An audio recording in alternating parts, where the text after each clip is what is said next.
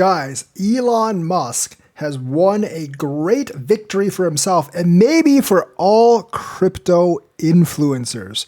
That's right, we're going to talk about it because he has gotten the Dogecoin case against him, dismissed. And the way the judge dismissed the case could actually mean something big for all crypto influencers. So listen up. So basically, he beat the Dogecoin manipulation lawsuit.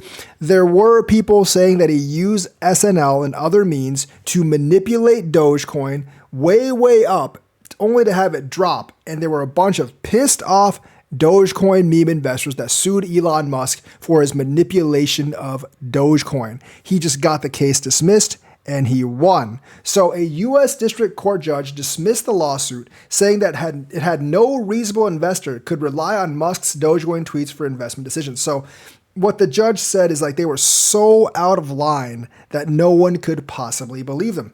That actually might bode well for, like they'll never admit it, but like the XRP influencers, because their claims about XRP are so ridiculous that like no reasonable person could actually believe them. I mean, I think a lot of people did get duped by them, but they could make that argument.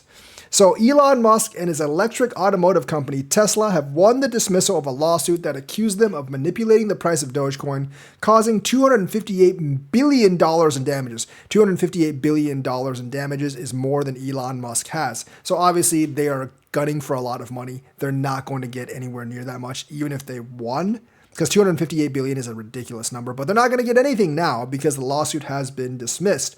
The lawsuit has been tossed in an August 29th decision by U.S. District Court Judge Alvin Hellerstein in the U.S. District Court for the Southern District of New York.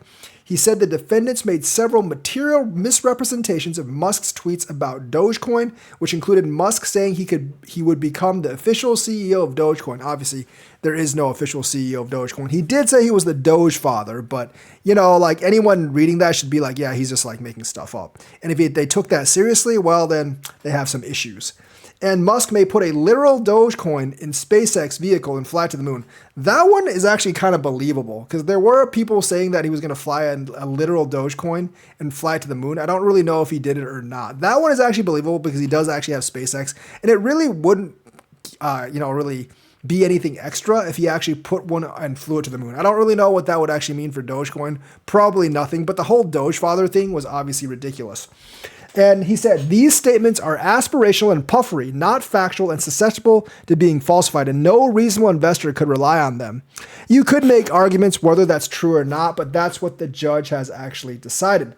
Judge Hellerstein said no reasonable investor could rely on Elon Musk's tweets for sound investment advice.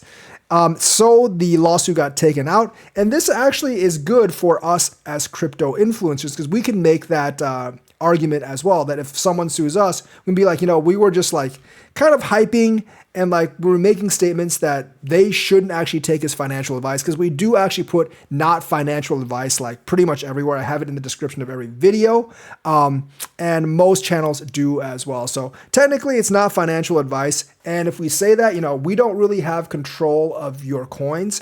We don't really have control of your money. So we can actually make that specific statement. And plus, like, this is just our opinion. We don't have insider information, and we don't really have the power to actually make your investment decisions for you.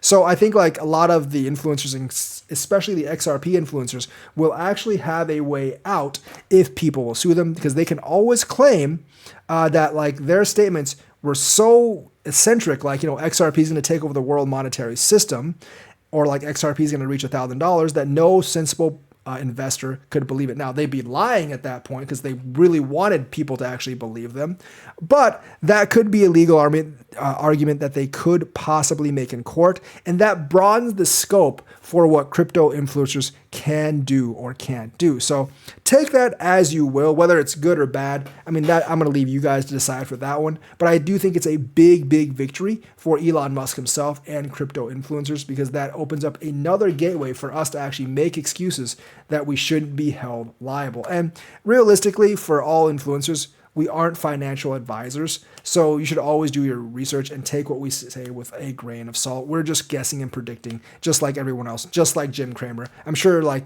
people, if Jim Cramer can't be sued for his opinions, then we should not be able to be sued for our opinions, unless Unless we say we have insider information and we don't. I never have insider information. I am not an insider.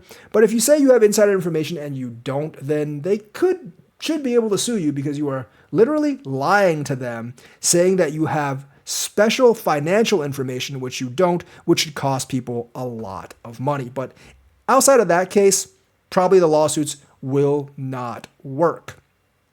Also, Gary Gensler might actually be in a lot of trouble in September because the U.S. House Committee plans to actually heap of crypto hearings in September. They're going to include like the pig butchering stuff and what's expected of U.S. law. So Gary Gensler will have to answer in front of Congress. Usually the Democrats try to protect him and the Republicans try to hound him. But this time might be a little different because he has like critics on both sides of the aisle. Some Democratic representatives have come out with harsh criticisms of Gary Gensler, saying that he is purposely hindering crypto innovation. And obviously, like, these guys have gotten a lot of crypto super PAC money, so he is not going to get off easily in September. Now, the thing is, like, Donald Trump said he would fire Gary Gensler. He can't actually do that. Appointed commissioners can't be fired until their term is up, but he can actually replace him as the head SEC commissioner. So I think Gary Gensler is going to face a lot of grilling for his role in things. And remember, Gensler has lost a lot of lawsuits since he became commissioner. So that puts him very, very vulnerable to questioning, and it makes him look really bad. So he could suffer another big blow to his reputation come September. And they're going to launch a series of crypto hearings, digging into several aspects of the industry, according to a person briefed on the planning, including decentralized finance, the SEC's commission's oversight of digital assets business, and the implications of pig butchering scams. Pig butchering, for those of you that don't know, is like they steal people's crypto by pretending to be like romantic partners or something. But the SEC's oversight, I think, is going to get a lot of scrutiny because of all the lawsuits they've actually lost, and like so many people complaining that they're overreaching and they're hindering financial innovation and they're stepping outside the bounds. Gensler has actually had to answer for that before, but I think he's going to more than have to answer for that right now. They'll set up a September hearing calendar jammed with crypto-relevant topics, so it might even be more than one hearing. And Patrick McHenry, who unfortunately is not running for re-election, he said one of his remaining top priorities is finishing one of the bills to begin establishing tailored federal rules for crypto. That's what Gary Gensler has kind of been afraid of. And I do think it could pass because you have Patrick McHenry on the House side, and then you have Chuck Schumer on the Senate side. And Schumer has been pushing to get some crypto regulations passed as well. So it's bipartisan, and it's both houses of Congress right now. So the first of the hearings will be on September 10th. And it will be a long-awaited subcommittee examination on DeFi, an aspect of the crypto industry that's received mostly negative attention. But I do actually think the attention this time will actually become a lot more positive on DeFi. And the SEC's regulation of DeFi will be called into question, especially because many cryptos have actually been deemed commodities at this particular point.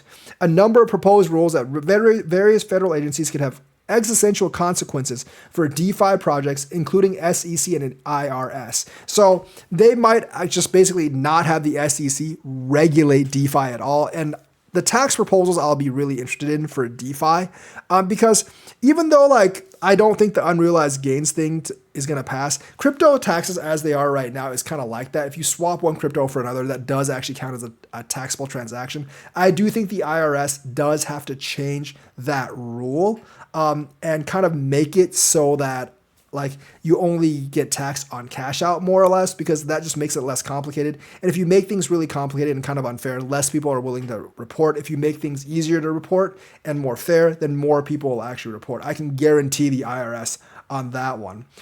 September 18th will actually feature two hearings. That's the day after the rate cut. I'm just assuming that we're getting a rate cut. One in the morning and on the enforcement practices of the SEC, and one later on the implications. So September 18th could actually change everything while Bitcoin is pumping. If they really clamp down on the enforcement practices of the SEC, that could really do really good stuff for crypto. But a full subcommittee hearing on September 23rd could carry the most weight, with the SEC set to testify. So this could definitely be the beginning of the end of Gary Gensler on the 18th, and then on the 23rd. I think there will be people on both sides of the aisle that are just basically waiting to grill him at this point, because I think he's made a lot of enemies mostly because of the super PAC money on both sides of the aisle, and he's not going to come out of this faring very well. They appear just as lawmakers are negotiating legislation that could seek to hem in the agency's digital assets jurisdiction. And remember, the courts have already said that like Binance is not a security, XRP is not a security. They've had to take Solana, Cardano off their securities list on what they're suing Binance for. And I think this is just going to hem them in even more. And like I said, Senate Majority Leader Chuck Schumer does want to get something done, and I think he's going to be pro-crypto. Nancy Pelosi has come out as pro-crypto as well.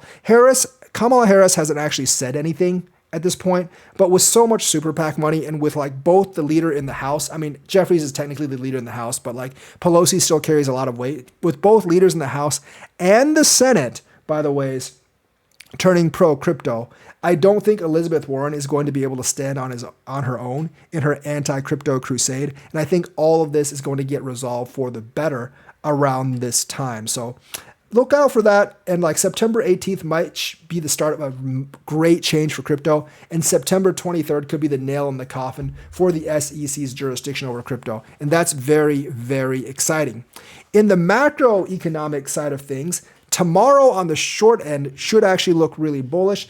Dell has actually beat estimates, and servers has soared 80%. If you look at NVIDIA, they actually did beat estimates, but it may not be as exciting because they had 240% growth in 2023. They only had 150% growth this year. Now, 150% growth is still a crap ton of growth. Don't get me wrong, but it shows that the growth isn't completely exponential and it is slowing down. Now, it was going to have to slow down sooner or later. You can't just exponentially grow forever in everything. That's not really possible. But I do think a lot of tech stocks did actually beat expectations. You can see the NASDAQ futures are up 88 right now at the time of this video, and I think the futures will actually be up even when the market opens. The Dow and the S&P are up a little bit. There's going to be a key inflation report in the morning. But right now, the estimates are actually being beat. Like MongoDB shares have also surged 13%. And like I said, NVIDIA still outperformed expectations. Dell outperformed expectations.